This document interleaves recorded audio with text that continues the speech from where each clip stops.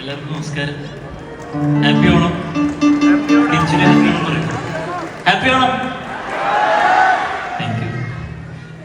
അപ്പോ ആദ്യമായിട്ടാണ് ബഹ്റിനിൽ വരുന്നത്, അതിലുപരി പരിപാടി ചെയ്യാൻ വരുന്നത്. അപ്പോ പറയാനില്ല. ഹാപ്പി ഓണം. നമുക്ക് പാട്ടിലേക്ക്